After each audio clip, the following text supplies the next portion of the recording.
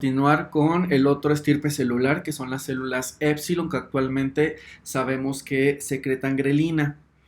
Pero antes de esto, voy a contarles la historia de cómo se empezaron a describir y descubrir estas células del islote pancreático a través del tiempo para poder llegar a el descubrimiento de estas células épsilon, que tendrá apenas 20 años desde su descubrimiento. Los primeros reportes aparecen en el 2000. Bueno, recordemos que los islotes pancreáticos fueron descritos por primera vez por Langerhans en 1869 y él los describió como un agrupamiento de células de aproximadamente 100 a 200 micras. Y él les denominó Sellhaufen, no sé si se pronuncia así, pero es del alemán, que quiere decir agrupamientos. Y este describió como agrupamientos de células que eran más ricamente inervadas que el tejido exócrino adyacente. Fue hasta 1893 que Laguesse propuso el nombre de islotes de Langerhans en su honor, y en las últimas décadas se han descrito diferentes islotes dependiendo la especie de mamífero. Sin embargo, en humano solo se han descrito actualmente 5 tipos de células: alfa, beta, delta, gamma y épsilon. Y esto se ha hecho con nuevas técnicas de inmunistoquímica, de microscopía de transmisión y de transcriptómica. Sin embargo, las células épsilon son las últimas que han sido descritas. A diferencia del humano, en otros mamíferos han descrito hasta 7 tipos diferentes de células, pero en humano solo se han descrito estas 5. Ahora, las primeras que se describieron fueron las células beta en 1907 por Lann. Él demostró que los islotes tenían 2 tipos celulares, porque lo que él hizo fue hacer una tinción donde veía que había unas células que se teñían basófilamente o que eran basófilas, y por eso les denominó células B de basófilas. Y había otras células que no se teñían y a él les denominó no B. No les denominó en ese momento alfa o A. Él puso, había células B y células no B.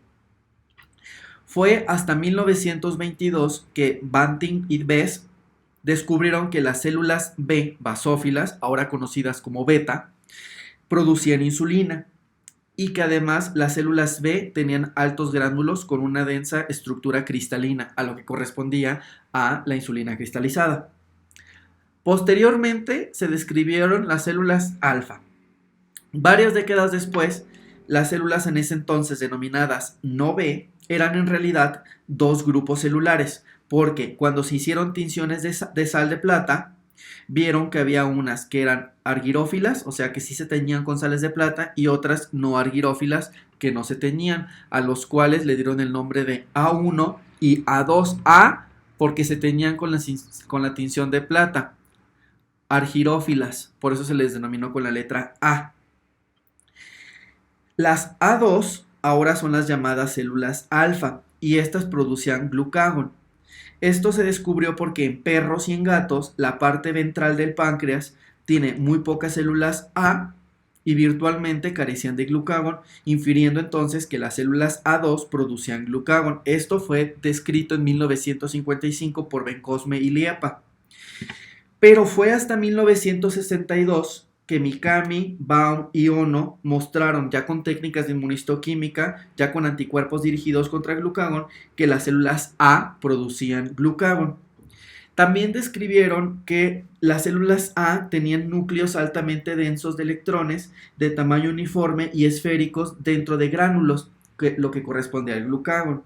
Además, la membrana granular estaba separada con núcleos densos por un halo de electrones distinto, pero muy estrecho al que eran observados por las células B. El tercer tipo descrito fueron las células delta. Ya les he comentado un poquito de la historia de las células delta.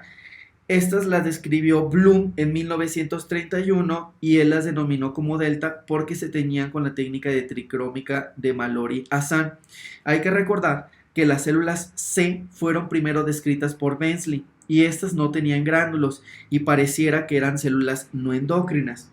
Probablemente por esta razón Bloom nombró a las células D, aunque eran las mismas que las células C anteriormente descritas. 30 años después, los estudios iniciales de Bloom, donde 30 años después de los estudios iniciales de Bloom, las células D se volvieron a redescubrir como una subpoblación de las células A, eran las A1, que anteriormente ya habían sido descritas. Esto se hizo evidente porque se hizo una tinción de sales de plata, pero más sofisticada, que se llama de Hellstrom-Hellman. Y entonces se identificó a las A1 como productoras de somatostatina, pero no fue hasta el 68 que Fujita propuso que las A1 en realidad eran las células D. Posteriormente, en el 75, ya se comprobó que producían somatostatina. A diferencia del resto de las células D estaban caracterizadas por tener gránulos redondos y bastante electroluminiscentes, porque aquí se encontraba el aspecto de somatostatina. Posteriormente se hizo el cambio de nomenclatura porque ya había células D, células C en el intestino, y se les cambió a alfa, beta, delta. El cuarto tipo de células en ser descritas fueron las células PP, y fueron descritas en 1975 por técnicas de inmunocitoquímica. El péptido pancreático resultó ser el contenido hormonal de una población de células que tenían pequeñitos gránulos y que ya habían sido descritas previamente, pero se habían descrito en modelos murinos, estos en los trabajos del 2002 por Ekman y Sonder. Ellos descubrieron que en ratas las células PP eran reconocidas por tener pequeños gránulos con densidad densa que se distinguían de otros pequeños células que tenían gránulos de forma irregular, pero esto era en ratón. En gatos y perros, las células P resultaron ser idénticas a las células F que ya habían sido descritas en el 2002. Y además de la complejidad de estas células, en el páncreas de humano, las células PP aparentemente son dos estirpes celulares, o se clasifican en dos, unas que tienen gránulos pequeños y otras que tienen gránulos grandes. Estas células productoras de PP están enriquecidas en la cabeza del páncreas y no en el cuerpo y la cola. Y el péptido pancreático tiene más que, o actualmente se le reconoce más tener un papel sobre el vaciamiento gástrico, propiedades gastrointestinales, más que sobre el control hormonal del islote pancreático sobre el resto de las células. También se han descrito unas células llamadas enterocromafines y células G, pero ocurre con menos frecuencia y solo se han visto en otras especies. En humanos solo en algunas situaciones en el desarrollo embrionario y ontogénico se han visto las células enterocromafinas, y estas producen serotonina, y se cree que son las mismas células enterocromafines que han sido descritas en el intestino. Sin embargo, estos estudios más se han hecho en cerdo más que en humano. Ok. Y en humanos sí se ha visto las células G, pero en el desarrollo ontogénico. Ahora, también se han descrito células que morfológicamente están caracterizadas por no tener una hormona conocida. Estas se han visto sobre todo en el desarrollo ontogénico en otras especies. Son células con gránulos pequeños muy parecidas a las células P y a las células D1. Y en el 2002 se le denominaron a estas células como células PD1, que también han sido descritas en humanos. Los primeros informes de estas células PD1 fueron en 1972, donde se descubrieron pequeñas células con gránulos y ellos le denominaron células 4, y no eran inmunorreactivas a ninguno de los anticuerpos que previamente se habían utilizado en ese entonces. Y durante muchos años no se había conocido qué era lo que estas células o cuál era la hormona que tenían estas células, porque se habían visto que sí tenían gránulos.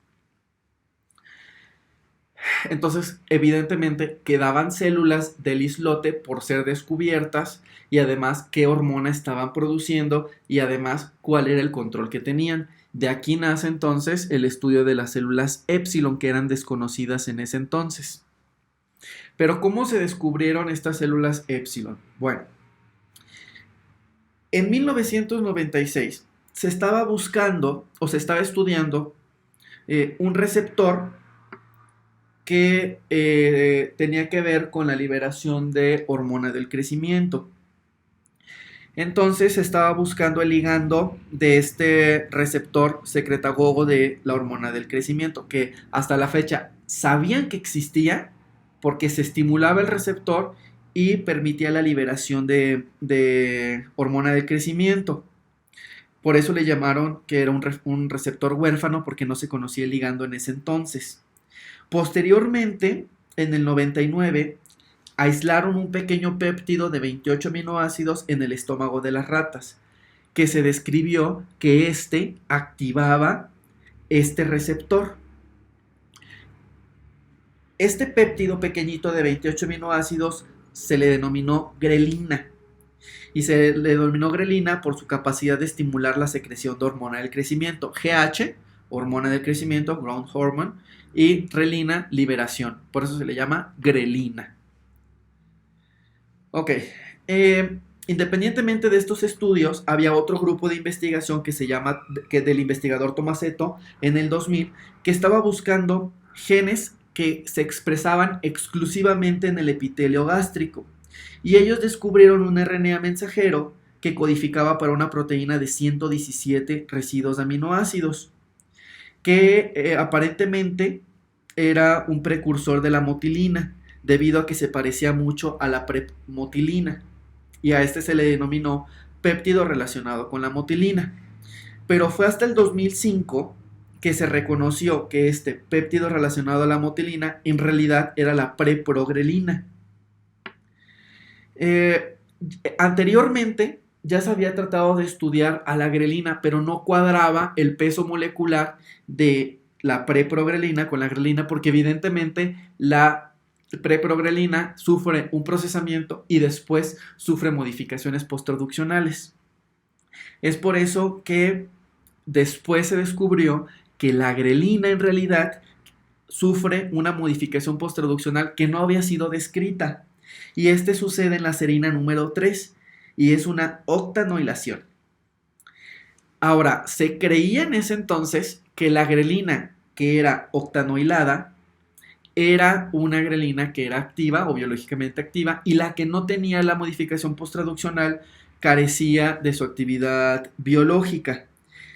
Sin embargo, posteriormente se afirmó que efectivamente la grelina que carecía de la octanoilación también es biológica, pero al parecer actúa con otros receptores. Y ahorita vamos a ver por qué hay esta diferencia entre la grelina que tiene la octanoilación y la grelina que no la tiene. Y esto es porque la vía de señalización de la grelina, sus receptores hacen dímeros con el receptor de somatostatina. Ok, bueno, pero ¿cómo se descubrieron estas células épsilon? Bueno, poco después del descubrimiento de la grelina, Scott Heller investigaron la posibilidad de la expresión de la grelina en el páncreas humano. Y ellos primero lo que hicieron es mandar una sonda de DNA dirigida contra el RNA mensajero de la grelina. Y además utilizaron anticuerpos contra grelina y observaron que efectivamente en el islote del páncreas había células que producían grelina. Y ellos utilizaron muchas muestras de páncreas humano, pero sobre todo de páncreas fetales. Y observaron que había muchos islotes que expresaban la grelina en el desarrollo fetal. Y que esto iba cambiando conforme el desarrollo embrionario. Ahora, también se pensaba que no era una estirpe celular diferente, sino que eran las células beta o las alfa o las delta las que en realidad estaban produciendo grelina.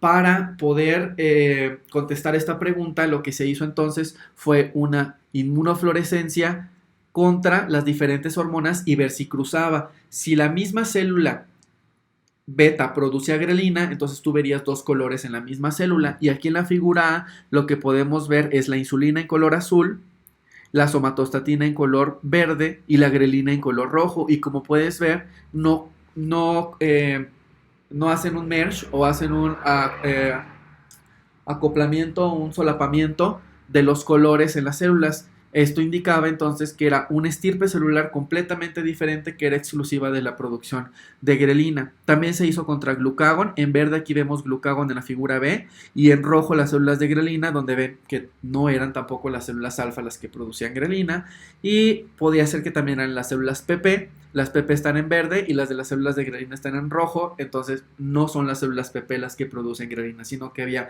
un nuevo estirpe celular que producía grelina. Entonces, debido a estos descubrimientos, ellos denominaron a este nuevo tipo de célula de grelina. Y después, posteriormente, se le denominó célula épsilon para seguir la secuencia de las células anteriormente descritas. A la PP también le denominan gamma, pero no todos lo denominan de esa forma. Estas eran las células normalmente eran redondas u ovoideas, pero algunas emitían prolongaciones citoplásmicas. Vamos a ver, creo que traigo otra imagen.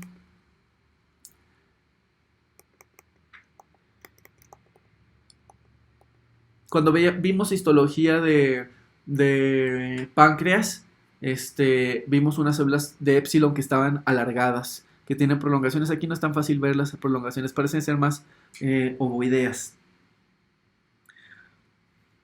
Ok. En este artículo, entonces, evalúan cuál pudiera ser la función de las células épsilon, porque había varios estudios que indicaban que en realidad la grelina producida por estas células épsilon inhibía la producción de insulina y a su vez activaba a las células alfa para producción de glucagón. Y esto se había observado indirectamente porque las células alfa expresan el receptor para la grelina. Sin embargo, nunca se había comprobado que efectivamente la grelina podía estimular la secreción de glucagón. E indirectamente también se había observado que la grelina, a través de los receptores de grelina, podía inhibir la producción de insulina. Pero, ojo aquí, esto era un estudio en ratón. Y lo que no se sabía en ese momento es que el receptor de grelina es muy diferente a los ya antes descritos, que habíamos visto que eran de transmembranales de 7 dominios, porque estos podían homodimerizar dos receptores de grelina. Y estos estaban acoplados a G-alfa-Q. Pero se pueden heterodimerizar con el receptor de somatostatina 5. Y el receptor de somatostatina 5 está acoplado a G-alfa-I. Pero en ratón no existe el receptor de somatostatina 5.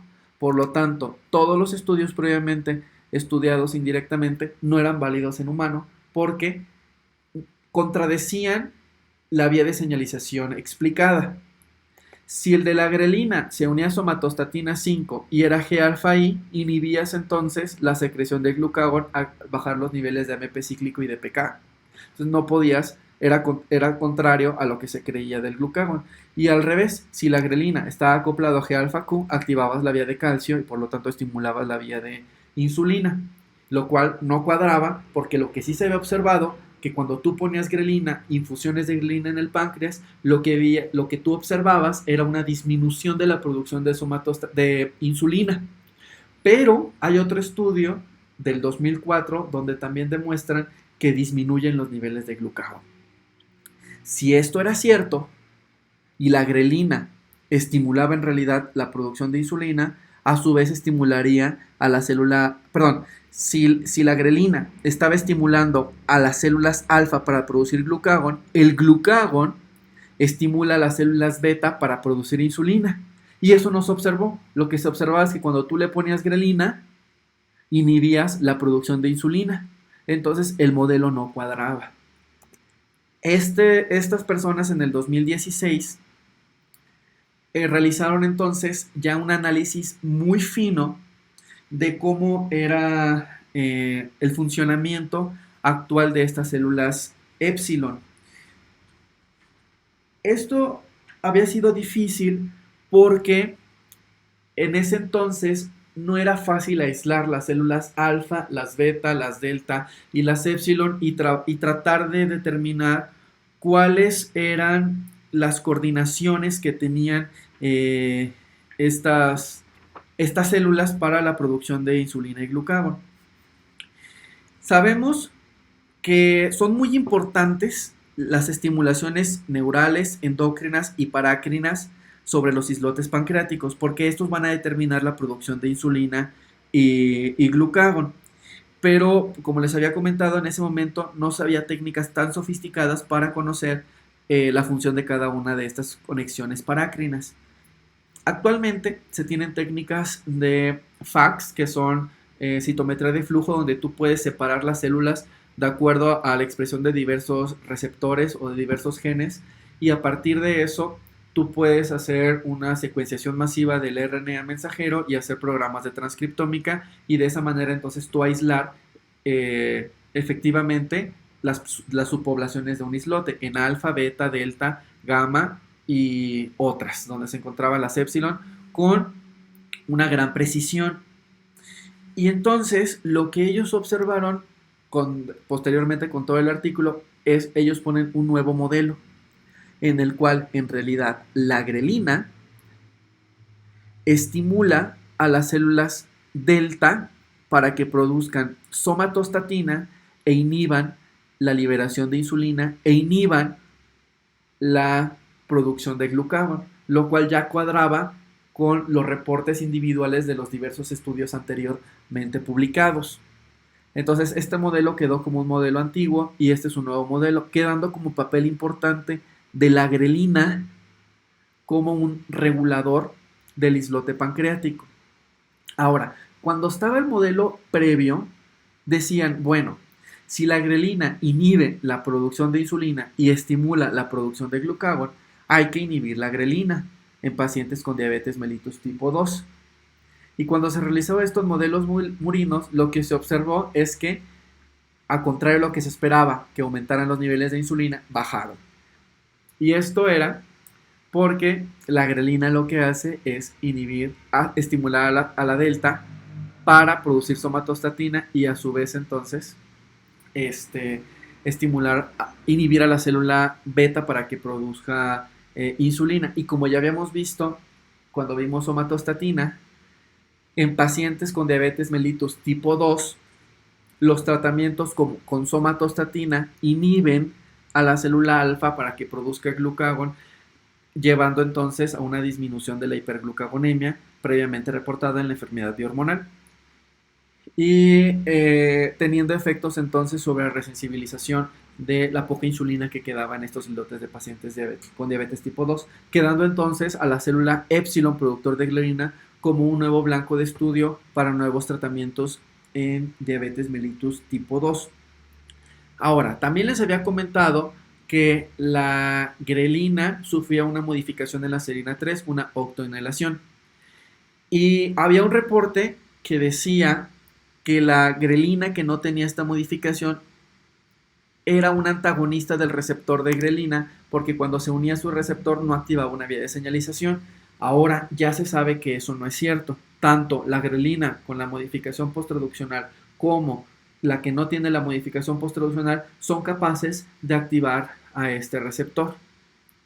Y aparentemente tiene efectos diferenciales de acuerdo a cómo juegue con los otros receptores, en este caso con el de somatostatina 5. Si no dimeriza con el receptor de somatostatina, prendes a G-alfa-Q y G-alfa-Q aumenta los niveles de calcio y por lo tanto permites la liberación de la hormona. En este caso, este modelo es válido para la somatostatina, para las células delta, pero si el receptor de grelina heterodimeriza con el de somatostatina 5, se acopla a G-alfa-I y por lo tanto es un inhibidor de la enilatociclasa, disminuyendo los niveles de AMP cíclico, disminuyendo entonces la actividad de PKA y por lo tanto quitas una de las vías de estimulación de insulina y también de células beta, entonces, perdón, alfa y beta. Por lo tanto, este modelo es válido para la célula beta y la célula alfa y este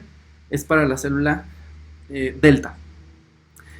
Sin embargo, todavía queda mucho que estudiar sobre estas células porque son pocos los estudios que se tienen con fino detalle sobre esto. Recordemos que las células épsilon corresponden a menos del 1% del islote pancreático y su estudio todavía está. Habrá que ver en los siguientes años si estos nuevos modelos en realidad son reales o son artefactarios y si este modelo que yo les comenté es actualmente el correcto o posteriormente veremos un modelo nuevo.